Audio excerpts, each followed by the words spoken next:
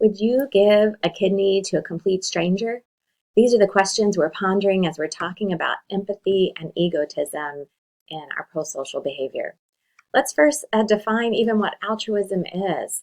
It's a behavior aimed to benefit somebody else. I'd like you to pause the video and think about a time that you behaved altruistically to someone and consider that for a moment. So just pause it.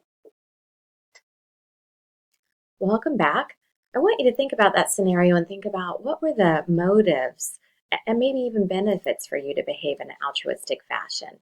We think about them as egoism and empathy kinds of motives. Reciprocity-based altruism, it's you help someone because maybe you think later on someone will help you. Care-based altruism is you feel empathy for a person in need. Maybe you've been in that situation. You had COVID and had to go to the hospital, so you're willing to give some blood to help somebody else. Or it could be kin-based altruism because you're willing to help family members, so we're more likely to help others who are related to us. There's also some forms of egotism-motivated altruism. Helping somebody gets us rewards or praise, even if it's on social media. It might help us avoid some societal or personal punishments, like it might be frowned upon if you didn't help somebody out who asked you for some assistance. It also helps you avoid distress. So sometimes we help people. Maybe you see someone who's homeless or in a difficult situation, and you do something to help them because you feel distressed at seeing them in that situation. When I first was at Campbell University, there was a hurricane. I had to evacuate from my home at the beach as I was moving here. I had to evacuate from the home I rented near the Cape Fear River. Didn't realize how close it was. And after that experience, and I knew how stressful it was for me, I began volunteering, for example, for the American Red Cross. And I totally do it to help other people avoid distress that I felt. So it helps me feel better. You know, egotism can't account for all the altruistic acts people engage in, but we do know that empathy does lead to a greater likelihood for helping others. In other words, being able to put yourself in the other person's situation makes us more likely to help. We can be moved by these empathies. When we talk about correlates, it means that they are related. It doesn't mean causal, but we know these things go together. So people who report feeling more altruistic or engaging in altruistic behaviors also report a more positive mood. And on personality inventories, they appear to be more open and agreeable on the big 5 personality traits. We also know that engaging in altruism seems to make us happier, and it's also correlated with expressing compassion, empathy, and gratitude. What are the genetic and neural foundations of altruism? Well, there's several really cool brain structures involved. There's some pictures in our Blackboard course. One is a somatosensatory cortices, our prefrontal cortex, which is up here, and mirror neurons. Mirror neurons are these neurons that fire even if we don't engage in an act, but we see it happening to someone else. It's as if it's happened to us. So if you're watching, say, a sporting event and somebody has a dramatic fall and you're like, oh, those are your neurons, mirror neurons at work because they're firing as if that happened to you. And this is also true for altruism. So we might have those mirror neurons firing and we feel that that person's distressed, so we help them.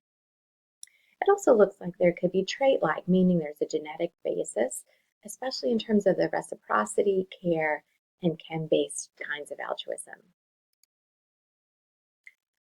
As we've talked about before, there's certainly cultural variations in altruism, including gender differences. So females are more likely to engage in altruistic behaviors. We believe this might be learned.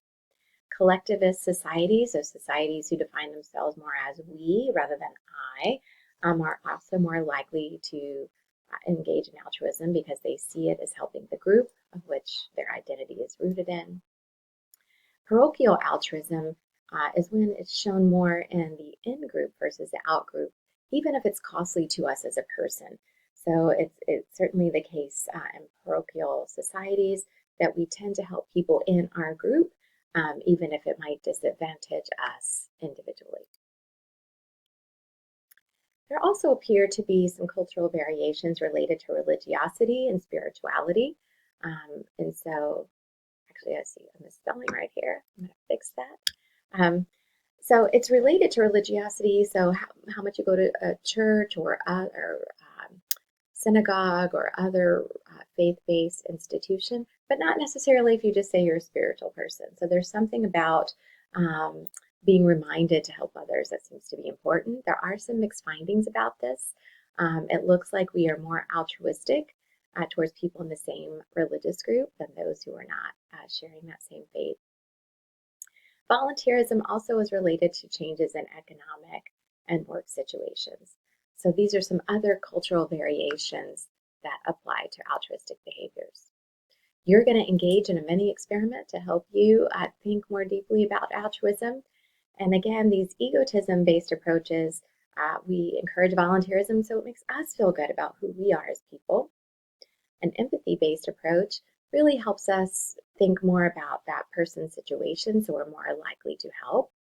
And value-based approaches, these align with our personal values and may also be tied up with our religiosity. What about gratitude?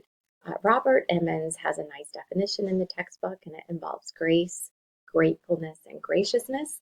And he defines gratitude as helping in a way that costs you individually, is valuable to the receiver, and intentional on your part.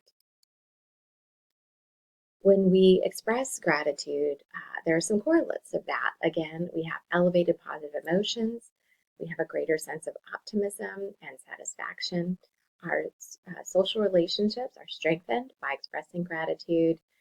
And more gratitude, expressing that, is associated with less emphasis on materialistic things. So people who more regularly engage in gratitude are less likely to feel they need to go out and buy things. We all get a little bump in our hormones, our endorphins, when we buy something that makes us feel good. But gratitude actually can replace those feelings, and we don't feel like we need to go on the shopping trip to feel better. Again, there's cultural variations in gratitude in terms of expressions. So, for example, in the US, saying thank you makes us feel good, whereas in Korea, they might say, I'm sorry. And so it's just how we express gratitude is a bit different. And there's even differences within groups in the United States. So it looks like Asian Americans benefit less in terms of these correlates than white Americans from gratitude journals, for example, where you might record on some sort of regular basis what you're grateful for. There's often prompts like 3 things you're grateful for that you might record a couple of times a week. So it looks like religious identity and gratitude does promote our well-being. That's what the plus is, and it enhances our well-being. Gender, in this case, experiences there don't seem to be gender differences in terms of gratitude. There's a number of cultural factors at play in how we express it, and it seems to be more appreciated in collectivist cultures. I will tell you, gratitude is one of those character strengths that's free to develop. Being able to express on a more regular basis that you're grateful to someone for something is an important skill that I hope you will develop. People often don't get a personal thank you card or directly looking at someone and very specifically saying, I'm grateful for this very specific thing that you did for me. So I hope you will develop a practice of expressing gratitude. Here's some ways to cultivate it. Gratitude journals. There's also meditation in Japan, Naiken. And in this meditation, you meditate on what did I receive from others? What did I give? And what troubles did I cause others? And just taking a couple minutes to do that every day. I hope you'll do that today, actually. After this video, just take a minute and answer those questions for yourself. What did I receive today? What did I give? And what troubles did I cause others? It also appears that gratitude has more benefits if you have a lower positive affect. So you have a lower emotional expression. Maybe you have more sadness, etc. So if it's not as positive already, as we can understand, then it's more likely to increase. If it's already pretty high, you already have a lot of positive emotion, your gratitude is sort of a ceiling effect. It's not going to make as much of a difference. And there certainly seem to be some cohort effects on gratitude. For example, pre and post 9/11. So there's big world events that also seem to influence the expression of gratitude and how it affects us. Here's some ways we can measure gratitude. Um, so I hope you'll check those out in your book and consider taking some of those that are listed there. And I hope you will think about how to behave more altruistically and grateful, expressing gratitude to others as we think about what does psychology have to say about the importance of these pro-social behaviors.